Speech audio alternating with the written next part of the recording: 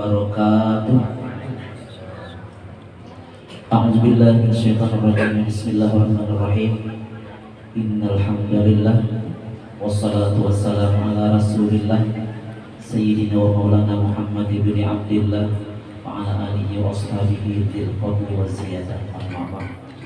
Yang sama-sama kita hormati, kita muliakan guru kita Habib Muhammad bin Abu Bakar Al-Idrus. Yang sama-sama kita hormati juga kita muliakan guru kita Ustadz Haji Najibul Khairani. Yang hormati juga Ustadz Tamliha. Yang hormati kawan-kawan, saudara-saudara ulun, Marina, Kuitan buat dan sebuah undangan yang tidak bisa ulun sebutkan satu persatu, namun tidak mengurangi penghormatan ulun lawan pihak barataan. Pertama-tama kita ucapkan puji syukur kehadirat Allah Subhanahu wa taala. Alhamdulillah pada malam hari ini kita diberi taufik hidayah bersama-sama bisa berkumpul bersolawat kepada Nabi, dan alhamdulillah kita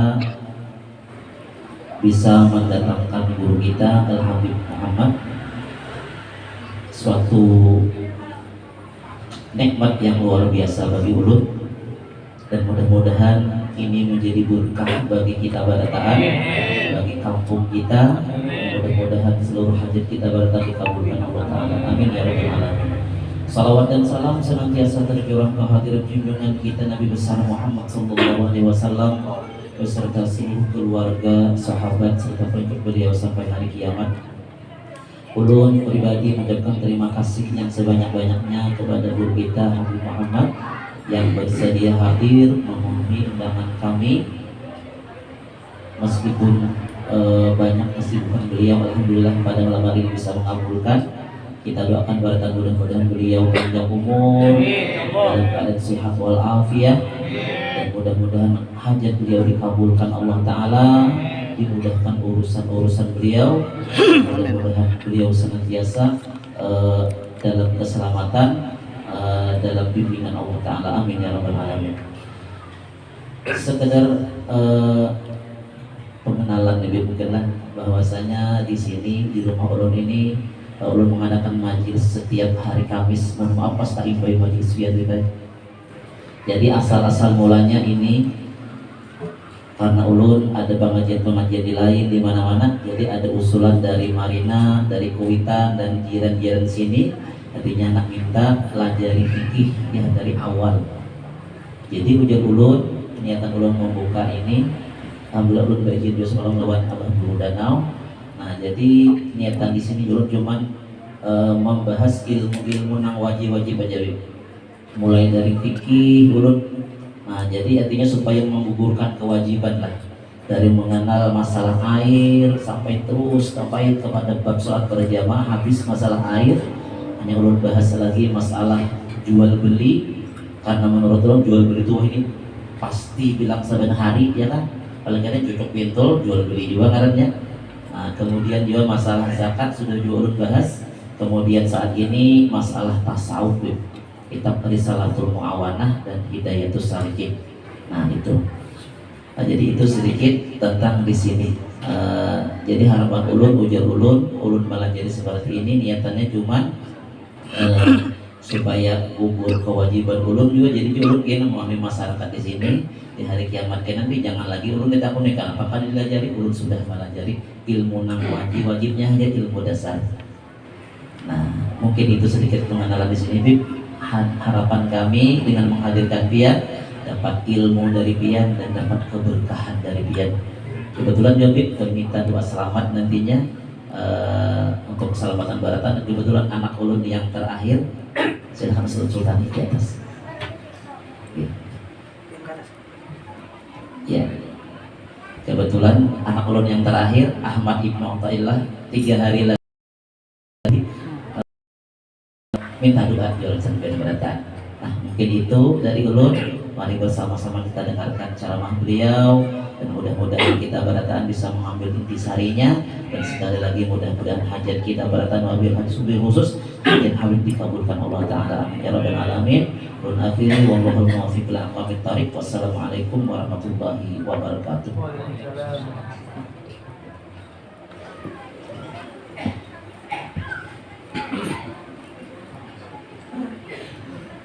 Assalamualaikum warahmatullahi wabarakatuh.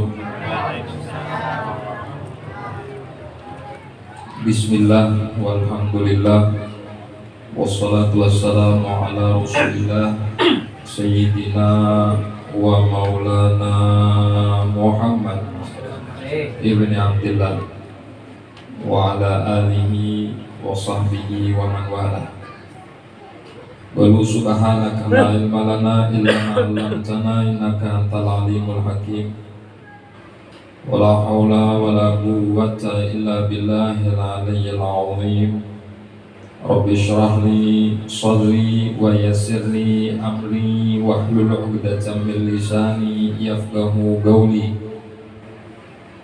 Wasaddid lisani wahdi qalbi bihaqqi sayyidina Muhammad. Usturakum ya ahlal barak wa ya ahlal batin wa ya ahlal nawbah wa ya ahlal nur. Nawaina ta'allum wa ta'lim wa tadhakkur wa tadhkir wa naf'a wal intifa' wal ifadata wal istifadah wal hatha ala tamassuk bi kitabillah wa sunnati rasulih wa du'a ilal huda wa dalalata alal khair wa ibtigha wajhillah wa radatihi wa qurbihi wa thawabihi subhanahu wa ta'ala, amma ba'd. Sama-sama kita muliakan dan kita hormati seluruh para asatidz, para alim ulama, istimewanya kepada Kanda Guru Najibul Khairani, begitu pula Al-Ustaz Tamliha dan seluruh rekan-rekan sekalian, terkhusus pula kepada Sahibul Hajah wa Sahibul Majlis Ustaz Nasrullah, para hadirin hadirat rahimakumullah. Alhamdulillah pada kesempatan ini dapat berkumpul dan bersilaturahim di majelis ini. Sudah tadi kita bersama-sama melewati pembacaan Maulid Sibtu Duror disambung dengan doa. Mudah-mudahan itu menjadi wasilah keberkahan majelis kita pada malam hari ini. Amin ya rabbal alamin. Shalawat dan salam dari awal kita majelis ini sampai akhir nanti kita persembahkan keharibaan junjungan kita Nabi besar Muhammad SAW serta keluarga, para sahabat, para pengikut mereka sampai hari kiamat nanti.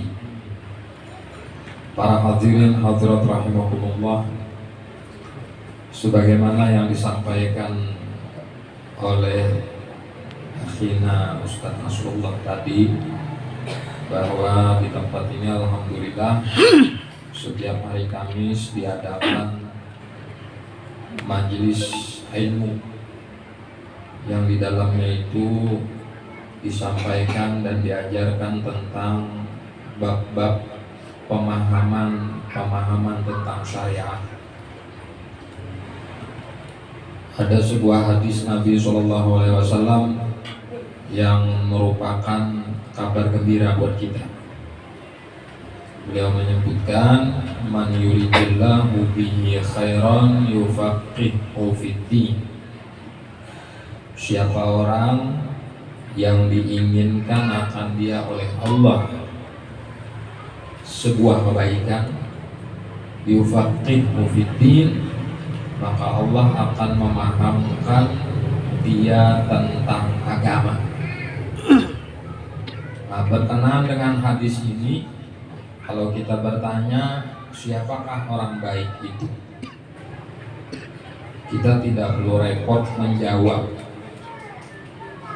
atau mencari-cari jawaban yang di luar nalar. Cukup dengan hadis ini, bahwa orang baik adalah orang yang diinginkan oleh Allah pada dirinya kebaikan. Siapa orang yang diinginkan oleh Allah pada dirinya kebaikan? Adalah orang yang dimudahkan oleh Allah sehingga diizinkan dirinya untuk bisa memahami agama. Jadi orang yang dimudahkan oleh Allah memahami agama, orang yang diizinkan oleh Allah duduk di dalam majelis, yang di majelis itu diperkenalkan dan diberikan pemahaman tentang agama, maka orang ini adalah orang yang dikehendaki oleh Allah kebaikan. Jadi konsep orang baik tidak mesti yang sebagaimana kita kenal. Umpamanya orang baik itu ketujuh bebari, tidak mesti. Orang baik itu adalah orang yang rajin sembahyang, ada mesti. Orang yang baik itu orang yang rutin melakukan sholat sunnah atau puasa sunnah atau ibadah-ibadah yang biasa kita kenal, tidak mesti. Tetapi kalau orang yang diinginkan oleh Allah kebaikan pada dirinya, pasti itu orang baik. Maka orang baik yang dimaksud, yang diinginkan oleh Allah kebaikan pada dirinya adalah orang yang dimudahkan oleh Allah, diizinkan oleh Allah memahami tentang agama ini. Kenapa? Sebab karena tidak ada satu perbuatan apapun dikatakan benar dan bernilai di hadapan Allah kalau tidak dibangun atas dasar agama.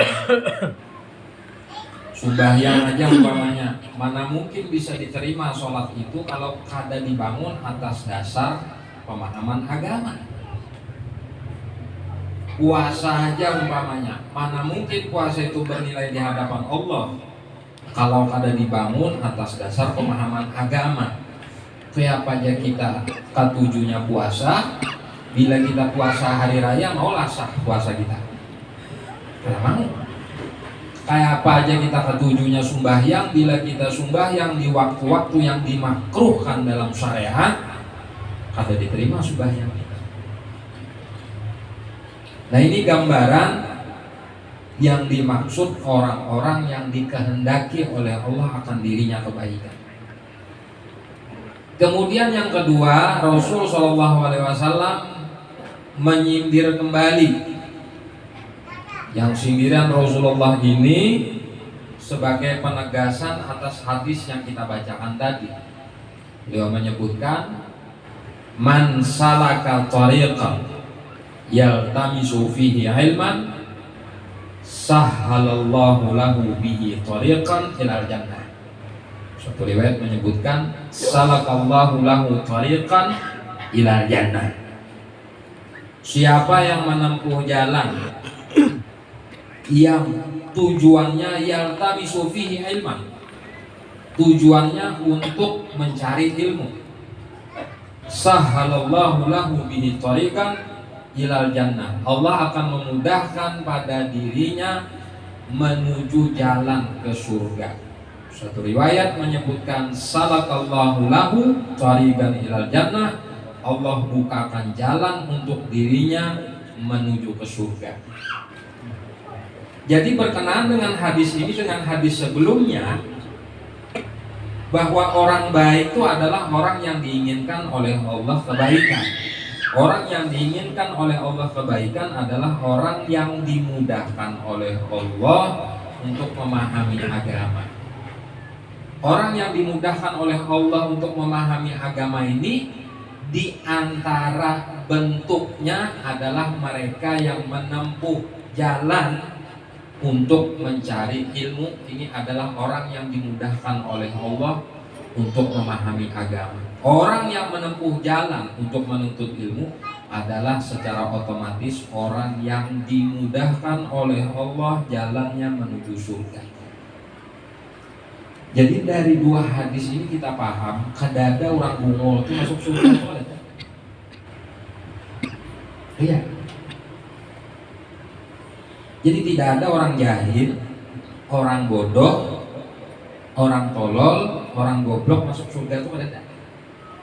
Jadi kalaupun ada orang bodoh, orang tolol, orang goblok masuk surga, itu kada tolol, kada goblok, kada bodoh, berarti dialimkan oleh Allah. Sebagaimana di dalam sebuah perkataan disebutkan, Innallah lam yattakhidh waliyan jahilan walau ittakhadahu la'allamahu.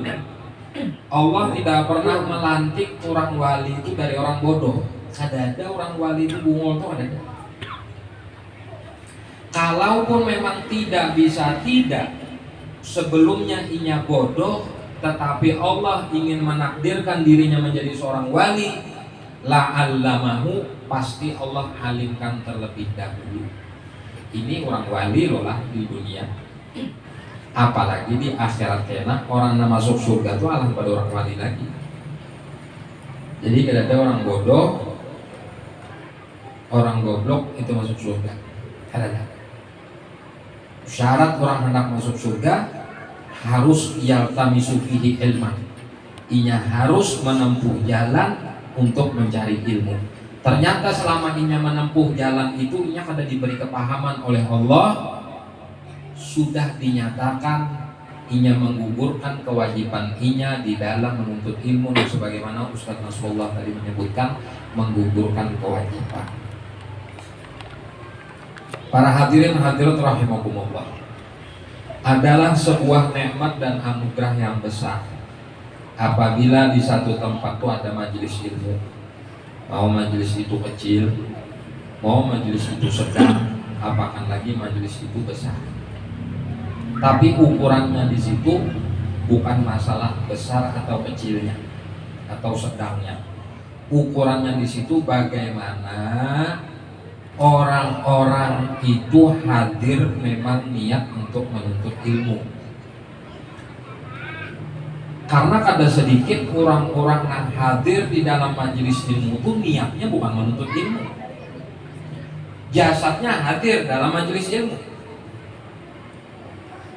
jasmaninya duduk di dalam majelis ilmu, tapi niatnya bukan untuk mengkaji ilmu. Niatnya di luar daripada itu. Macam-macam niatnya.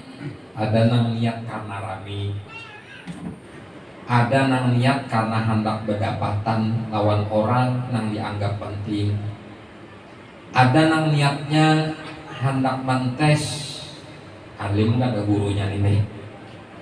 Ada juga niatnya hadir dalam majelis itu mendengar bawa makanan, lumayan biasanya bila majelis makanannya tak nyaman. Macam-macam niatnya. Setiap niat-niat nang itu pasti dibari. Nah, anak makan dapat makan, nah, hendak berdapat nang dimaksud dapat. Nah, hendak beramian dapat raminya, nah hendak mentes gurunya dapat, cuma kan dapat pahala. Nah, yang perlu kita garis bawahi di sini, niat bujur-bujur menuntut ilmu itu untuk saat ini langka, bukan kedadak, langka. Karena kalau orang bujur-bujur niat hendak menuntut ilmu, duduk di majelis ilmu, pastinya akan mempersiapkan segala sesuatu, sarana dan prasarananya untuk menjadi kesempurnaan dan kelengkapan di dalam duduk di majelis ilmu itu tadi. Maka orang yang duduk di majelis ilmu itu Nabi sebutkan ada beberapa golongan. Kata Nabi, kun aliman. Orang yang duduk di majelis ilmu itu ada yang alim orangnya, ya nama ngajar kun aliman. Au muta'aliman, atau inya kada alim tapi orang yang belajar, muta'alim namanya. Maka syarat orang yang belajar di dalam tempat yang di situ diajarkan ilmu, di antara syaratnya inya adalah mencatat faedah-faedah ilmu yang didapatkan di dalam majelis itu bukti orang belajar. Kalau ada masuk kategori itu yang banyak terjadi di masyarakat kita, au mustami'an lahu, jadi pendengar atau penyimak. Duduk, kadang bawa buku, kadang bawa pulpen, bahasanya kadang mencatat. Bila ada HP direkam untuk dijadikan landasan atau dalil kena boleh ke rumah, oh ini kajian nang hari ini, oh ini kajian nang semalam, atau bila kada mustami'an lahu, menyimak, mendengar bujur-bujur, meresapkan. Atau ada orang tua hadir kada, belajar kada, mendengar kada, tapi muhibban, pecinta majelis ilmu. Buktinya pecinta bila ada majelisnya mendukung, mensupport, membantu. Jadinya ulun sudah kalau hadir, kalau kau belajar, kada sempat mendengar karena tuntutan tanggung jawab di dalam rumah tangga atau tuntutan tanggung jawab terhadap apa dan sebagainya. Tapi ulun ketujuh ulun majelis ilmu, apapun kepentingan majelis ini ulun support, ulun bantu. Itu muhibban namanya, pecinta. Golongan yang keempat ini. Wala takunil khamisah fatahlika. Ada golongan kalimat ini dilarang oleh Nabi SAW, kita masuk dalam golongan itu. Siapa golongan kelima ini? Pembenci. Alim kada, belajar kada, akan mendengar kada, mendukung kada, malah membenci.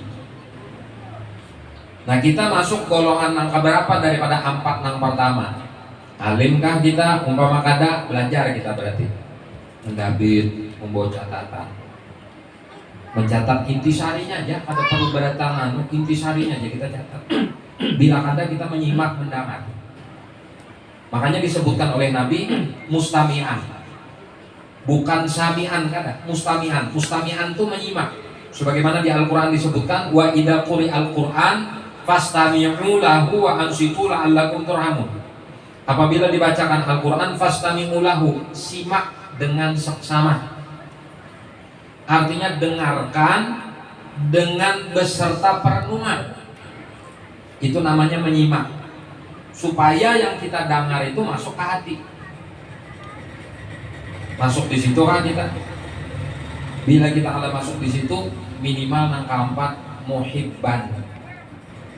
Pecinta orang alim, pecinta majelis ilmu, pecinta majelis kebaikan. Para hadirin hadirat rahimakumullah, itu golongan orang-orang di dalam sebuah tempat yang disebut majelis kebaikan atau majelis ilmu. Lalu seandainya kita bertanya, untuk saat ini nang paling afdol tuh majelis nang kayak apa? Nang kita hadiri majelis maulid kah? Nah isinya maulid aja, atau majelis ratib, nah isinya ratib aja, atau majelis yasinan, nah isinya yasinan aja, atau majelis burdah yang isinya burdah aja, atau majelis ilmu yang di dalamnya itu pembahasan tentang ilmu. Maka dalam satu riwayat hadis dari Abdullah bin Abbas, Nabi SAW menyebutkan, apabila datang satu zaman, ya'ti 'alan nas zamanun katsirun khutaba'uhu qalilun fuqaha'uhu, katsirun sa'iluhu qalilun mu'tuhu, al-ilmu fihi khairun minal amali.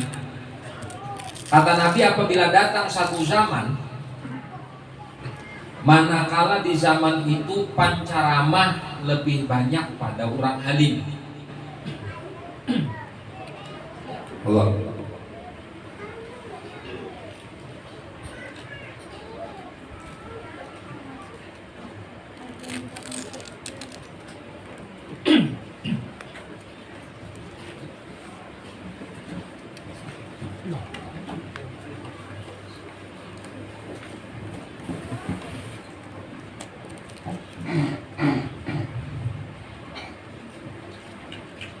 Jadi kata Nabi, apabila di zaman itu orang yang berceramah ini lebih populer ketimbang kurang alim.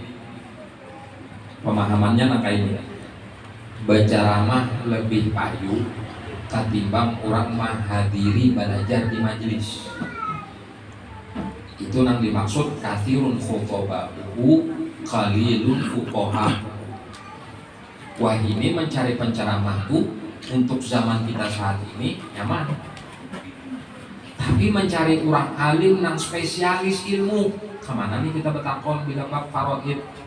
Kemana nih kita betakon bila bab hukum fikih? Kemana nih kita betakon bila bab tauhid? Kemana nih kita betakon bila ada orang bakajian sesat di kampung? Bujur jadwakah kajiannya kadang? Nah, wah ini ngalir mencari orang alimnya. Nang kawa membujurakan ini nang bujur, nang kawa menyalahkan ini nang salah tuh ngalir. Zaman ini kathirun sa'iluhu, banyak nang bapak pinta mengemis, kalilun mu'tuhu, sedikit nang pemurah lawan pemberian. Maka bila zaman itu sudah 4 syarat ini terpenuhi, banyak penceramah, sedikit orang alim, banyak nang bepadah susah padahal mampu aja, sedikit nang orang nang pemberian lawan pemurah, maka al ilmu fihi khairun minal amal.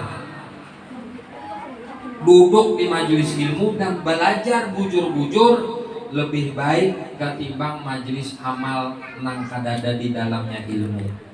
Makanya kalau bisa bila ada majelis, entah itu majelis yasinan kah, atau majelis burdah kah, atau majelis maulid, sisipkan di dalamnya pelajaran walaupun 10 menit, supaya menjatuhkan ancaman Nabi yang di dalam hadis ini tadi. Karena bila kita kadang menggawi ini, masuklah kita kategori kathirun khutoba'uhu qalilun fuqaha'uhu, banyak penceramahnya ketimbang orang alim. Kathirun sa'iluhu qalilun mu'tuhu, banyak nang mengemis bapak pinta ketimbang nang bababarinya. Minimal sedikit. Misalnya yasinan kita di kampung ada syarikat kematian, 10 menit barang berkitab membaca. Beda dengan ceramah. Kalau malam ini kan kayak ceramah. Kalau ilmu itu memang bujur-bujur kita membaca, ini hadisnya, ini ayatnya, tafsirnya, nah ini pemahamannya, kayak ini 10 menit cukup. Iyalah. Dan biasakan kita hadir di majelis ilmu itu jangan mencari ramiknya. Karena rami di luar majelis ilmu itu sudah banyak. Rami TV, rami media sosial, rami TikTok, rami Instagram, Facebook, YouTube dan sebagainya itu sudah rami. Jangan lagi kita hendak mencari di majelis ilmu itu rami, nang kita cari itu nang kayak apa kita dapat ilmu di dalam majelis itu. Ini penting. Kenapa orang katakan penting? Karena bila kita sudah ada lagi orang alim di tengah masyarakat kita, disitulah karena kita melihat banyak kesesatan umat manusia. Dan usah ada nih nang ada orang alim nang wahini ya. Orang tuh nyata salah ditagur ya saya salah. Contohnya orang tuh menggawi riba, lalu kita padahkan riba tuh haram. Dalilnya di Al-Quran ini, dalilnya dalam hadis ini, dan ini bentuk riba yang seperti ini. Jawabannya apa? Belum tentu juga jangan menyampaikan itu selamat karena di akhirat. Bisa juga nama gawe riba ini karena nang selamat di akhirat. Nah, ayo coba orang bungul mah ini beparagah selamat juga. Kadang kita mengisahkan faktanya bukan menyambat lah.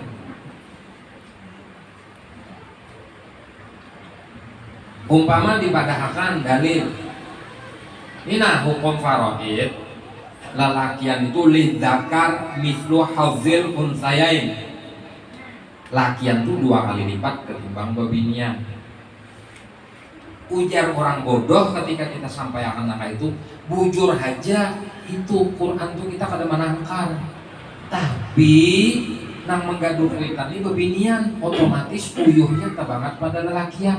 Nah, kan ini menangkal kan? Quran tuh bukan kada paham nang menggaduh lo kada menggaduh. Cuman yang digaris bawahi Al-Quran dalam konteks tentang faraid itu tanggung jawab. Tanggung jawab lelakian itu lebih besar ketimbang babinian. Kalau babinian kan lebih tanggung jawab non dirinya. Sementara lelakiannya bertanggung jawab lawan kuitannya, bertanggung jawab lawan dan sanaknya, bertanggung jawab lawan anak dan bininya.